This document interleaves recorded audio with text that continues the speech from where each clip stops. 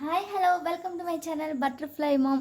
So இன்றைக்கி நம்ம என்ன வீடியோவில் பார்க்க போகிறோன்னா, இது பார்த்தோன்னே கண்டுபிடிச்சிருவீங்க, சுண்டைக்காய் புளிப்பான காரக்குழம்பு செய்ய போகிறேங்க. யாருக்கு தான் பிடிக்காது சுண்டைக்காயில் புளிப்பாக காரக்குழம்பு செஞ்சால்? வாங்க என்னோடய ஸ்டைலில் நான் செஞ்சு காட்டுறேன் உங்களுக்கு. வாங்க வீடியோக்குள்ளே போகலாம்.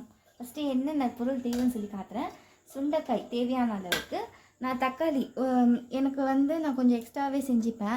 ஏன்னா ஆஃபீஸ் போயிட்டு வந்தால் தோசைக்கு கொஞ்சம் வச்சு சாப்பிட்லாம், அந்த நேரத்துக்கு செய்ய முடியாது, அதனால எக்ஸ்ட்ராவாக செஞ்சுப்பேன்.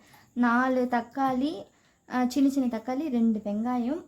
அப்புறம் இந்த பொருள்லாம் நம்ம கழுவி கட் பண்ணி வச்சுக்கலாம். வாங்க,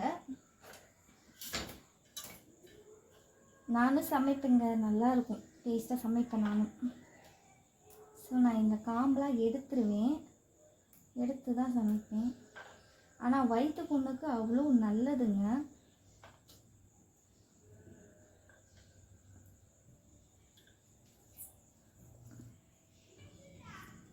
ஸோ நான் சுண்டைக்காயில் அந்த காம்பு எடுத்துட்டு நான் கழுவி வச்சுருக்கேன். நெக்ஸ்ட்டு நம்ம வெங்காயம் தக்காளி கட் பண்ணிக்கலாம். வாங்க,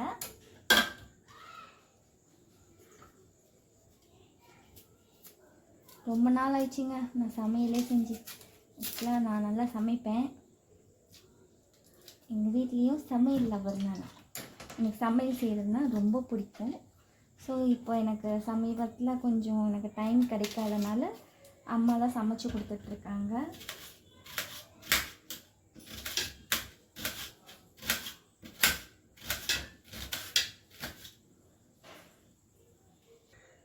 hi hello welcome to my channel butterfly mom. So இன்றைக்கி நம்ம வீடியோவில் என்ன பார்க்க போகிறோன்னா, இதை பார்த்தோன்னே தெரிஞ்சிருக்கும், சுண்டைக்காய் குழம்புங்க. யாருக்கு தாங்க பிடிக்காது சுண்டைக்காய் போட்டு குழம்பு? உடம்புக்கு அவ்வளோ நல்லதுங்க. ஸோ இன்றைக்கி நம்ம சுண்டைக்காய் போட்டு காரக்குழம்பு தாங்க, நல்லா புளிப்பாக காரசாரமான ஒரு காரக்குழம்புங்க. ரொம்ப நாள் கழித்து நான் கிச்சனுக்குள்ளே வந்திருக்கேங்க. ஸோ இன்றைக்கி நான் செஞ்சு காட்டலாம் அப்படின்னு சொல்லி தான் வந்தேன். ஸோ இன்றைக்கி என்னென்ன நம்ம சுண்டைக்காய் காரக்குழம்புக்கு என்னென்ன பொருள் ஃபஸ்ட்டு தேவைன்னு சொல்லி நம்ம பார்த்துக்கலாம். நான் 2 பேர் சாப்பிட்ற மாதிரி தான் செய்கிறேன்.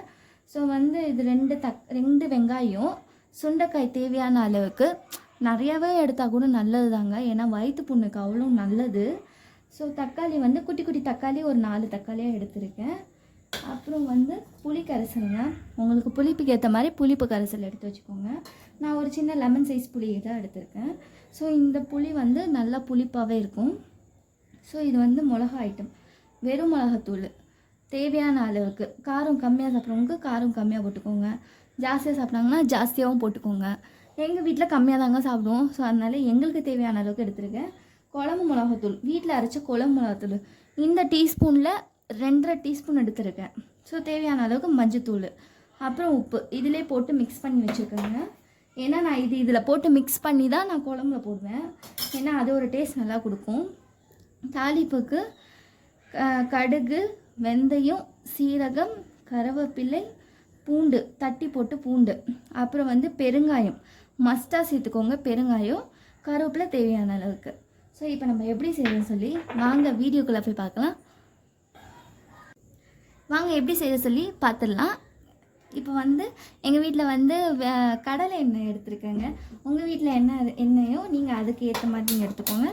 ஸோ இப்போ அடுப்பு பற்ற வச்சுக்கிறேன். நான் பெரிய கடாயில் தாங்க செய்வேன், அப்போ தான் நம்மளுக்கு தாராளமாக நல்லாயிருக்கும். எனக்கு அப்படி தாங்க பிடிக்கும். ஸோ எங்கள் வீட்டில் கடலை எண்ணெய். ஸோ நல்லா பேன் ஹீட் ஆனோடனே எண்ணெய் ஊற்றிக்கலாம்.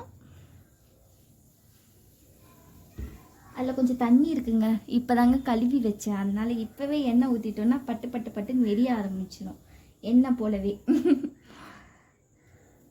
இப்போது எண்ணெய் ஊற்றிக்கலாம், தேவையான அளவுக்கு ஊற்றிக்கோங்க, ரொம்ப எண்ணெய் ஊற்றிக்காதீங்க.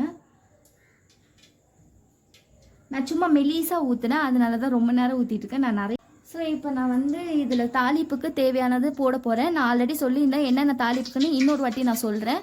இதில் பூண்டு இடித்து வச்சுருக்கேன், பெருங்காயம் தூள் இருக்குது, அப்புறம் கடுகு இருக்குது, சீரகம் இருக்குது, வெந்தயம் இருக்குது, கருவேப்பிலை தேவையான அளவுக்கு எடுத்துக்கோங்க. இப்போ நான் மொத்தமாக போட்டு வச்சுருக்கேன். ஸோ இப்போ இதில் போட்டுடலாம். பேன் நல்லா ஹீட் ஆயிடுச்சு.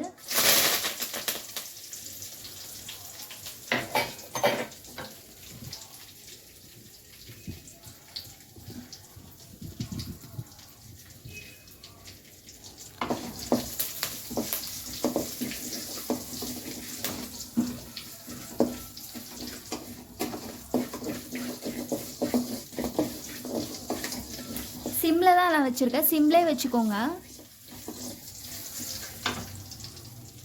ரெகுலராக சமைக்கிறவங்களுக்கு தெரியும் சிம்மில் தான் வைக்கணுன்ட்டு. ஸோ பிகினஸாக இருக்கவங்களுக்கு நான் ஒரு வாட்டி சொல்லிக்கிறேன், சிம்லேயே வச்சு தாளிங்க எப்பவுமே. இப்போ வெங்காயம் போட்டுக்கிறேன். வெங்காயமும் எவ்வளோ வெங்காயம் நான் குவான்டிட்டி சொல்லியிருக்கேன், பட் இப்போது சொல்கிறேன். 2 வெங்காயம், கொஞ்சம் பெரிய சைஸ் வெங்காயம் எடுத்துருக்கேன்.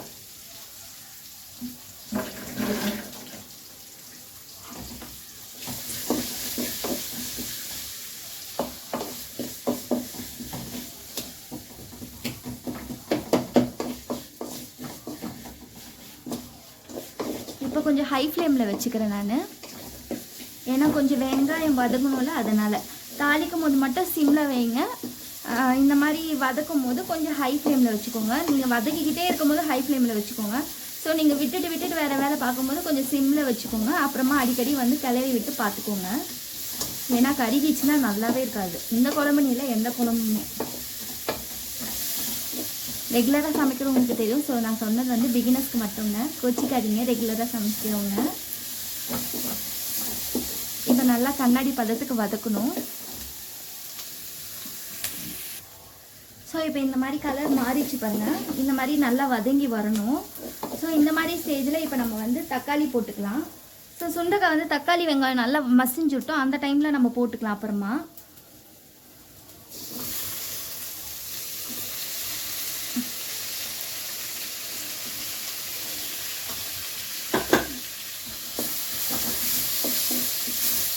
நல்லா தக்காளி வெங்காயம் நல்லா மசிவிட்டோம்.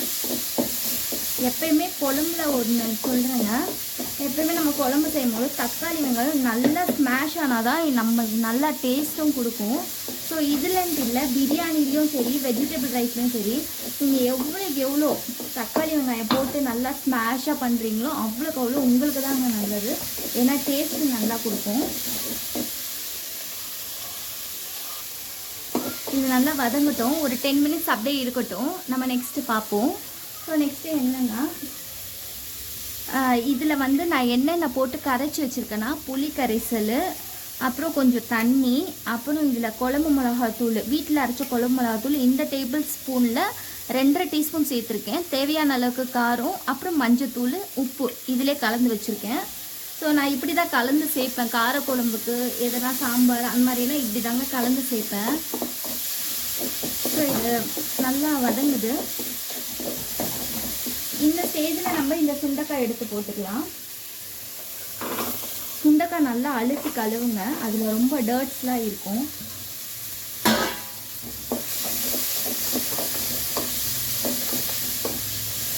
ஒரு 15 மினிட்ஸ் மூடி வச்சுக்கலாங்க, நான் மீடியமான ஃப்ளேமில் வச்சு. இப்போ இது நல்லா வதங்கிடுச்சு. ஸோ இப்போ வந்து நம்ம இது சேர்த்துக்கலாம், மிளகாத்தூள், இது புளிக்கரைசல் சேர்த்து வச்சுக்கோல, அது இப்போ நம்ம ஊற்றிக்கலாம்.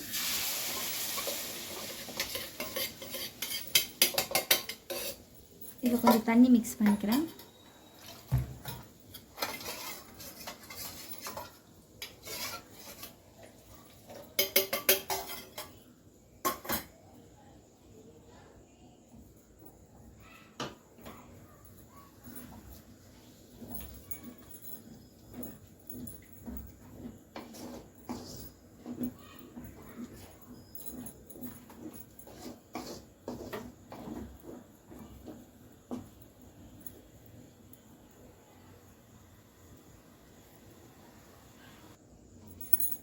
இப்போ நம்ம அந்த புளி கரைசல் போட்டிருக்கோம், நான் சிம்மில் தான் வச்சுருந்தேன், இப்போ கொஞ்சம் மீடியம் ஃப்ளேமில் வச்சுக்கிறேன், ஏன்னா பச்சை வாசனை போகட்டும்.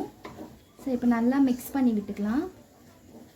நான் இன்னும் தண்ணி ஊற்றலை, நான் அந்த புளி கரைசலில் கொஞ்சம் தண்ணி சேர்த்தது மட்டும்தான், இன்னும் நான் தண்ணி ஊற்றலை.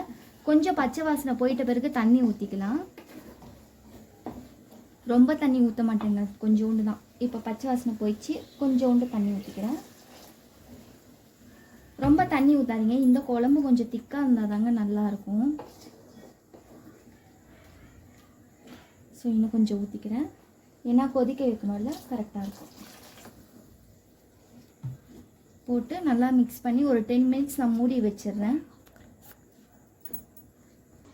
இப்போ நம்ம கொதிக்க வச்சாச்சு, ஒரு 15 மினிட்ஸ் பக்கம் கொதிக்குச்சு. ஏன்னா வந்து நம்ம சுண்டைக்காய் வந்து நசுக்கி போடல, அதனால் நான் கொஞ்சம் எக்ஸ்ட்ராவாக வேக வச்சுருந்தேன். ஸோ இப்போ முடிஞ்சிச்சு, நான் ஸ்டவ் ஆஃப் பண்ணிக்கிறேன்.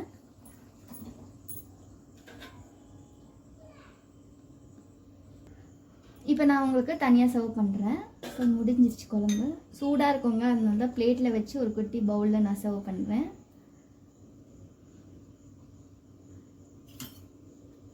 ஸோ இது தாங்க, நான் கொத்தமல்லிலாம் போடலைங்க, ஏன்னா அது வேறு ஃப்ளேவர் மாதிரி வந்துடும். ஸோ சுண்டைக்காய் இந்த மாதிரி தான் இருக்கும். ஸோ முடிஞ்சிருச்சு. நீங்களும் எப்படி இருக்குன்னு சொல்லி ட்ரை பண்ணி பார்த்துட்டு கமெண்ட் பண்ணுங்கள். ரொம்பவே சூப்பராக இருக்கும். நீங்கள் ஒன்ஸ் ட்ரை பண்ணி பாருங்கள். ஸோ நம்ம சேனல் பிடிச்சிருந்தா ஒரு சின்ன சப்ஸ்கிரைப் பண்ணிக்கோங்க. இந்த வீடியோ ஃபுல்லாக பார்த்துருந்தீங்கன்னா ஒரு சின்ன லைக் கொடுங்க. முடிஞ்ச அளவுக்கு ஒரு சப்போர்ட் கொடுங்க. டாட்டா பாய். நெக்ஸ்ட் வீடியோவில் வரேன்.